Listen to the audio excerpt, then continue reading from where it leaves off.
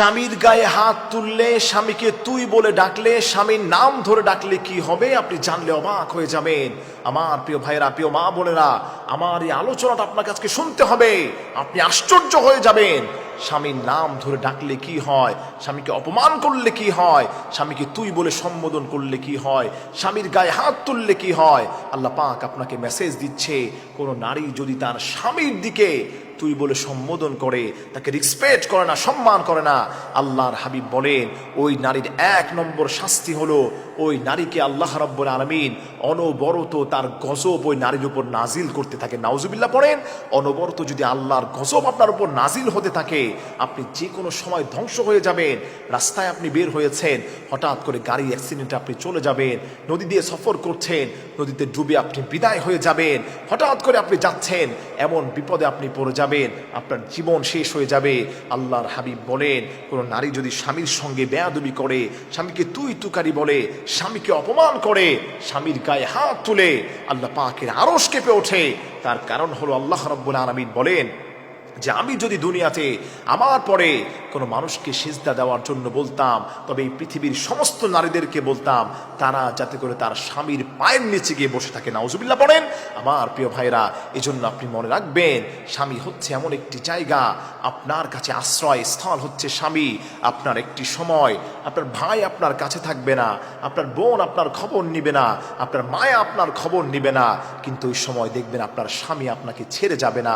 অতএব আপনি স্বামীকে কদর করার চেষ্টা করবেন। স্বামীর সঙ্গে বেয়াদবি করলে, তুই বলে সম্বোধন করলে, গায়ে হাত তুললে, অপমান করলে, নাম ধরে ডাকলে, আল্লাহ পাক আপনার উপর অসন্তুষ্ট হয়ে যাবে, গজব নাজিল হবে আপনার সময়, যে কোনো সময় আপনি বিদায় নিতে পারেন। নাম্বার 2, যেই ক্ষতি আপনার হয়ে যাবে সেটি হলো এত মারাত্মক রোগে আপনি জর্জরিত হয়ে যাবেন দুনিয়াতে। আজকে রূপ লাবণ্যতার কারণে, অহংকারের কারণে, ধনসম্পদ থাকার কারণে স্বামীকে আপনি সম্মান করছেন না, রেসপন্স করছেন না। মনে রাখবেন, এই রেসপেক্ট না করার কারণে, স্বামীর গায়ে হাত তোলার কারণে এত মারাত্মক রোগ আপনার হয়ে যাবে, আপনি কল্পনাও করতে পারবেন না। আমার একজন মুসল্লি ঢাকা উত্তরাতে যিনি থাকেন, তিনি আমার কাছে বলেন, হুজুর আপনি যে কথাগুলো বলেছেন, আল্লাহ পাক সেম আমার ঘরে এমন স্ত্রী দান করেছেন, তিনি আমাকে দাম দেয় না, আমার উপর টর্চার করে, তুই বলে সম্বোধন করে, আমার গায়ে হাত তুলতে আসে। হুজুর এর দ্বারা সে বড় ক্ষতির মধ্যে লিপ্ত হয়েছে। আমি বললাম, ভাই কি হয়েছে? তিনি বললেন, হুজুর তার এমন মারাত্মক রোগ হয়েছে, 2টি কিডনি ড্যামেজ হয়ে গিয়েছে, সে যে কোনো সময় দুনিয়া থেকে বিদায় নিতে পারে, আমার কাছে এখন কিডনির জন্য সাহায্য চাচ্ছে। আমার প্রিয় ভাইরা, প্রিয় মা বোনেরা যারা আছেন, মারাত্মক রোগ কিন্তু আপনার হয়ে যাবে দুনিয়াতে। স্বামীর সঙ্গে আপনি বেয়াদবি করবেন না, স্বামীকে তুই বলবেন না, নাম ধরে ডাকবেন না, গায়ে হাত তুলবেন না, আল্লাহর গজব আপনার উপর পড়বে।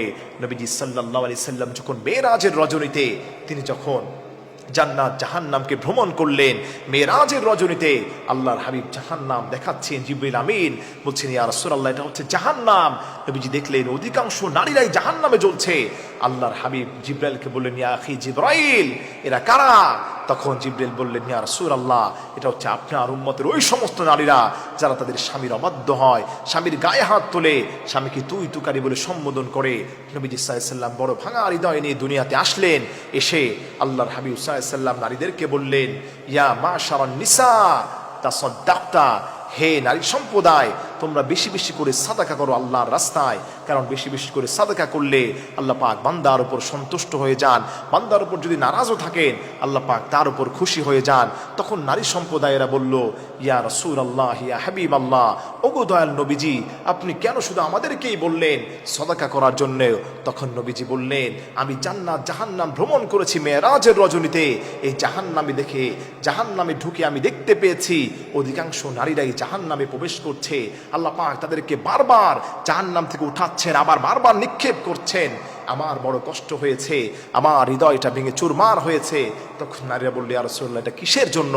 আল্লাহর হাবিব বললেন, অধিকাংশ নারীরা স্বামীকে দাম না দেওয়ার কারণে, স্বামীর সঙ্গে বেয়াদবি করার কারণে, টর্চার অপপ্রচার করার কারণে, তুই তুকারি বলে স্বামীকে সম্বোধন করার কারণে আল্লাহ পাক তাদের উপর এই গজবগুলো নাজিল করেছেন।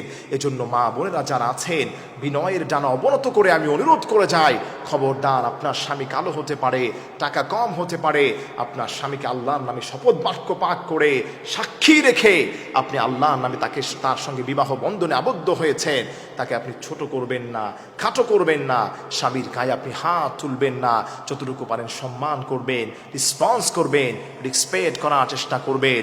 মনে রাখবেন, যেই ঘরে স্বামী স্ত্রীর মিল মহব্বত যত বেশি, ওই ঘরে আল্লাহ পাকের রহমত এবং সাকিনাও তত বেশি। যেই ঘরে মানুষের মধ্যে স্বামী স্ত্রীর মিল মহব্বত যত কম, আল্লাহ পাকের গজবও তত বেশি। তাই আসেন, স্বামী এবং স্ত্রীর সঙ্গে আমরা সৌহার্দ্যপূর্ণ আচরণ করার চেষ্টা করি। স্বামীকেও আপনি সম্মান করবেন, স্বামী আপনাকে সম্মান করবে। এই সম্মানের সঙ্গে যখন আপনারা চলবেন, আল্লাহ পাক খুশি হয়ে যাবেন। আকাশ থেকে রহমতের বৃষ্টির মতো রহমত, বরকত, সাকিনা, রিজিক আপনার ঘরের উপর আল্লাহ পাক দান করবে।